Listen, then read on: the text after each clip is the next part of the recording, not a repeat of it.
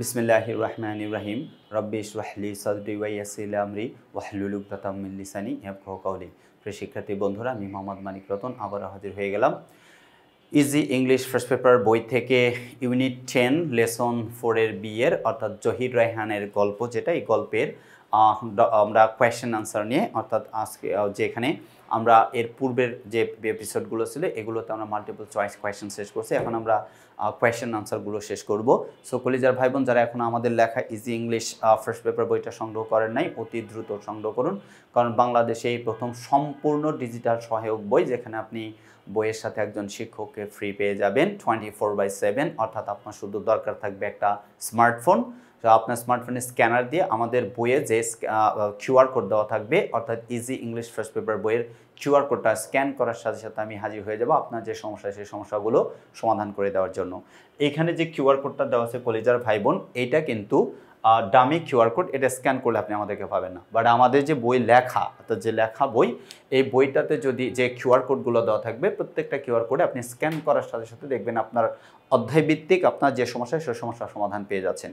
আর দেরি কেন, এখনই সংগ্রহ করুন আমাদের লেখা ইজি ইংলিশ ফার্স্ট পেপার বইটা। যেমন দেখেন, answer the following questions in your own words, অর্থাৎ নিজের মতো করে আনসার লিখতে হবে। Each and every question will carry 2 marks and total number will be 10. So most of the students of our country, after giving answer or after answering all the questions, they are not getting 10 out of 10. They are getting not more than 7 or 5 or 3 or 4 or something like that. That's why they are worried about about getting full marks in question answer.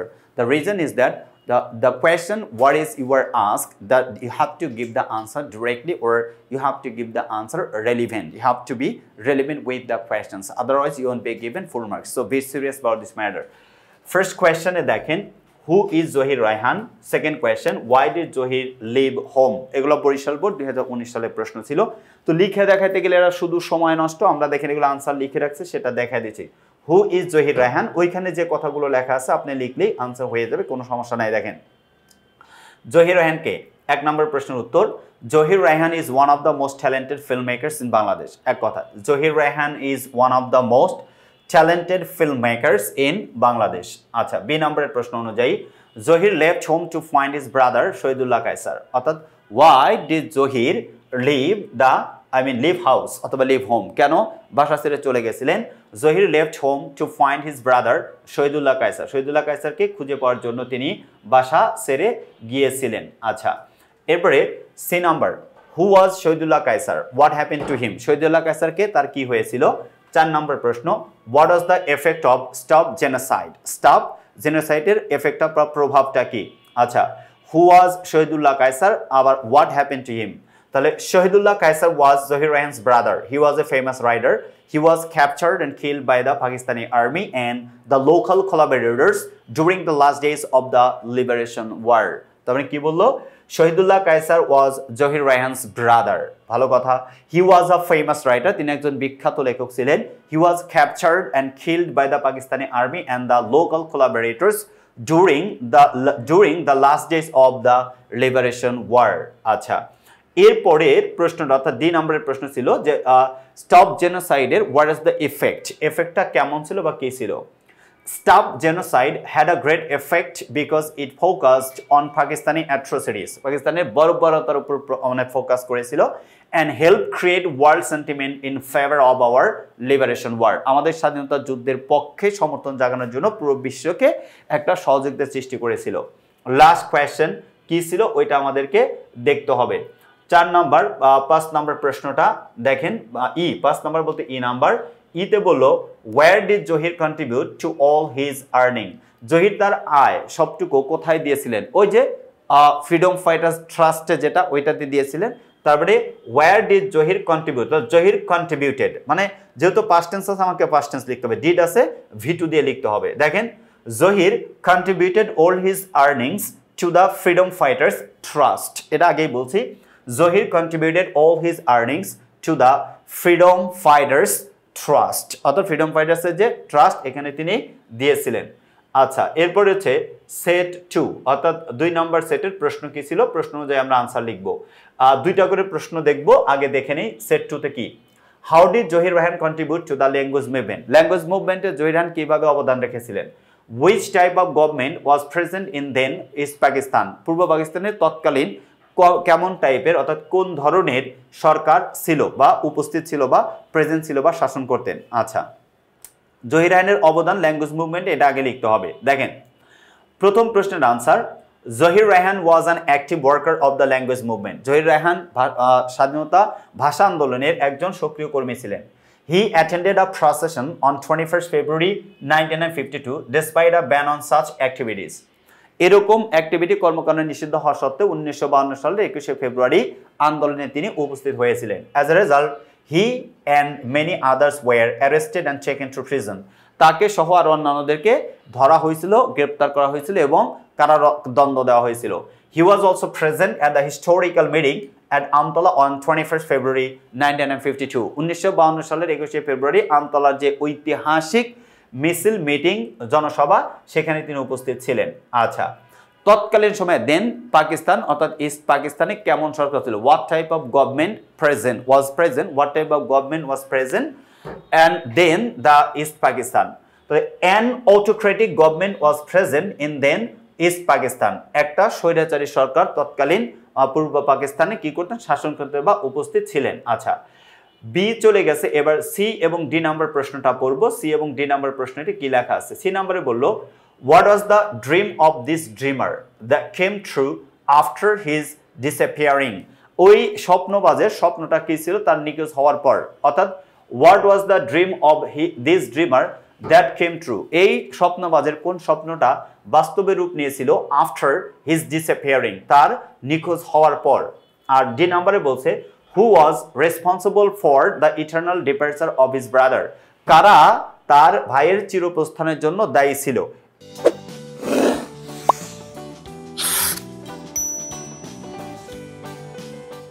এই দুইটা প্রশ্নের answer আমরা লিখছি, এটাতে আমরা দেখায় দেব। দেখেন, অর্থাৎ এই যে এখানে দেখেন, এখানে যে দেওয়া আছে একটু ছোট করতে হবে, খুব সম্ভবত এটা একটু বড় হয়ে গেছে, আপনারা দেখতে পাচ্ছেন না, এখন খুব সম্ভবত দেখা যাবে। ওকে, আচ্ছা দেখেন সেট 2 এর সি নাম্বার, দেখেন শহীদুল্লাহ কায়সারের গল্পটা গেছে, স্টপ জেনোসাইড 2 এর সি এবং ডি বলছে যে কোন স্বপ্নটা, what dream of the dreamer that came true after his disappearing, the dreamer of this dream, sorry, the dream of this dreamer that came true after his disappearing was a free and independent country, free and independent country. আর D number প্রশ্ন ছিল যে army এবং মানে শহীদুল্লাহ কায়সারের চির বিদায়ের জন্য কারা দায়ী ছিলেন, তাহলে the Pakistani army and the local collaborators, the Pakistani army and the local collaborators were responsible for the eternal departure of his brother, তার ভাইয়ের চিরস্থায়ী বিদায়ের জন্য অর্থাৎ পাকিস্তানি আর্মি এবং স্থানীয় সহযোগী আল বদর, আল শামস, রাজাকার এরা দায়ী ছিলেন। আচ্ছা, লাস্ট কোয়েশ্চেন সেট 2 এর লাস্ট কোয়েশ্চেনটা কি ছিল, লাস্ট কোয়েশ্চেনটা পড়তে হবে, তারপরে আমরা আনসারে চলে আসবে ইনশাআল্লাহ। ঠিক আছে, লাস্ট কোয়েশ্চেনটা ছিল সেট 2 এর last question, what is Jibon Theke Neya, what was the purpose of Jibon Theke Neya, বলছে জীবন থেকে নেয়া কি এবং এর উদ্দেশ্যটা কি ছিল, এর উদ্দেশ্য কি ছিল এটা আমরা পড়ব, জীবন থেকে নেয়া এবং এর উদ্দেশ্য কি ছিল। লাস্ট কোয়েশ্চেন, জীবন থেকে নেয়া ইজ আ লেজেন্ডারি ফিল্ম, এটা একটা মানে বিখ্যাত film by Zahir Raihan based on the language movement of 1952, 1952 সালে ভাষা আন্দোলনের উপর ভিত্তি করে তৈরি করা। ইটস পারপাস, আচ্ছা এটার উদ্দেশ্য ছিল to revolt against the autocratic government, অর্থাৎ স্বৈরাচার সরকারের বিরুদ্ধে কি করা, বিদ্রোহ করা। The family presented in the film, এই মানে ফিল্মে এই চলচ্চিত্রে যার উপস্থাপন করা হয়েছিল যে ফ্যামিলিটা ওয়াজ এ মিনিয়েচার অফ ইস্ট পাকিস্তান, অর্থাৎ পূর্ব পাকিস্তানের একটা ক্ষুদ্রাকৃতি ছিল। ওকে, এই ছিল হচ্ছে এই নাম্বারের প্রশ্ন। এবার যদি আমরা সেট 3 তে চলে যাই, সেট 3 তে দেখেন প্রশ্ন 2টা করে পড়বো, তারপরে আনসার আসবো। ঠিক আছে, 1 নম্বর প্রশ্নে দেখেন 1 এবং 2 নম্বর প্রশ্নে, how did Zahir Raihan participate in the language movement, কিভাবে জহির রায়হান ল্যাঙ্গুয়েজ মুভমেন্টে অংশগ্রহণ করেছিলেন। Number 2 B, how was he as a film director, film director হিসেবে তিনি কেমন ছিলেন, এই কথা বলছে। ওকে, ভালো কথা। আচ্ছা কিভাবে স্বাধীনতা অর্থাৎ ল্যাঙ্গুয়েজ মুভমেন্টে অবদান রেখেছিলেন এটা অংশগ্রহণ করেছিলেন এটা লিখতে হবে। তাহলে Zahir Raihan participated in the language movement as an active worker. He was one of the 10 students to participate in the procession on 21st February 1952. তিনি ছিলেন 10 জন ছাত্র তার মধ্যে অন্যতম যারা 1952 সালে 21শে ফেব্রুয়ারি মিছিল বের করেছিলেন। বি নম্বর প্রশ্ন করছিল যে ফিল্ম মেকার হিসেবে তিনি কেমন ছিলেন, অর্থাৎ ফিল্ম মেকার হিসেবে জহির রায়হান কেমন ছিলেন। তাহলে he was one of the most talented film makers in Bangladesh. বাংলাদেশের মানে সবচেয়ে মেধাবী ফিল্ম মেকার চলচ্চিত্র নির্মাতাদের মধ্যে তিনি অন্যতম ছিলেন। He depicted the atrocities of the then Pakistani government.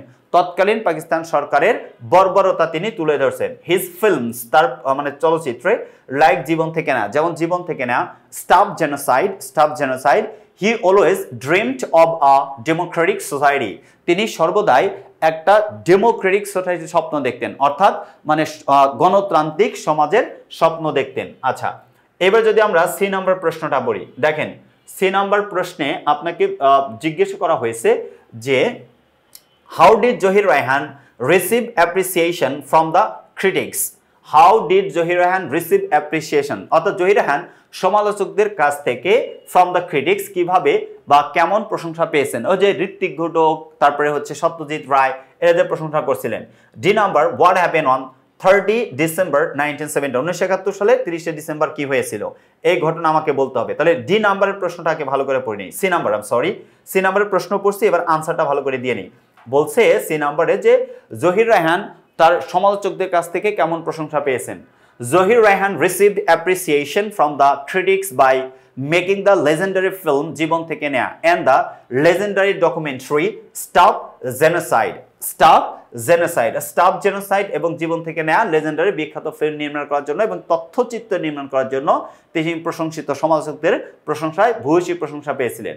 R what happened on 13 December 1971? 1971 সালে 30 ডিসেম্বর কি হয়েছিল?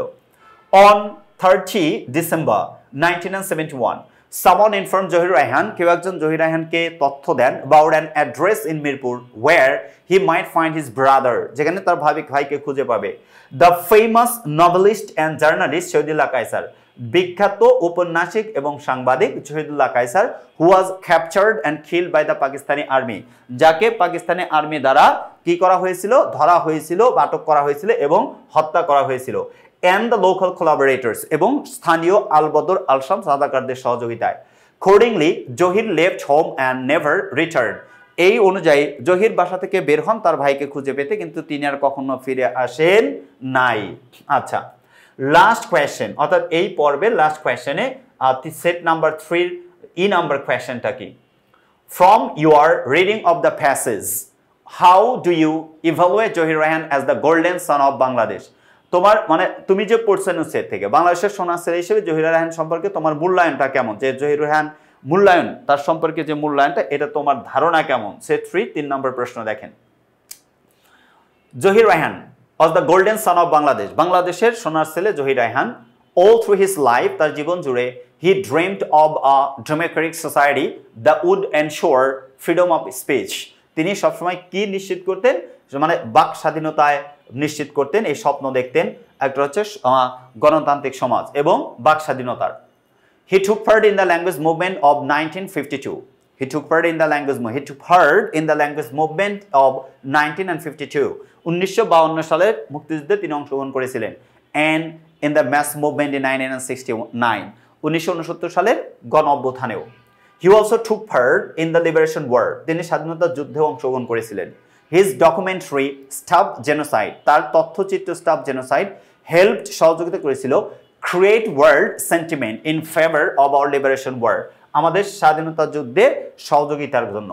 all his activities prove that, তার সকল কর্মকাণ্ড প্রমাণ করে যে he was a real patriot, তিনি ছিলেন একজন প্রকৃত দেশপ্রেমিক and the golden son of Bangladesh, এবং বাংলাদেশের সোনার ছেলে। এই ছিল হচ্ছে সেট 3 এর ই নাম্বার কোয়েশ্চেন। এইভাবে কোয়েশ্চেনের আনসার লিখে যদি আপনারা 10-এ 10 পেতে চান অবশ্যই আমাদের লেখা ইজি ইংলিশ ফার্স্ট পেপার বইটা সংগ্রহ করতে ভুল করবেন না। See you the next episode, till then আল্লাহ হাফেজ, আসসালামু আলাইকুম ওয়া রাহমাতুল্লাহি ওয়া বারাকাতুহু।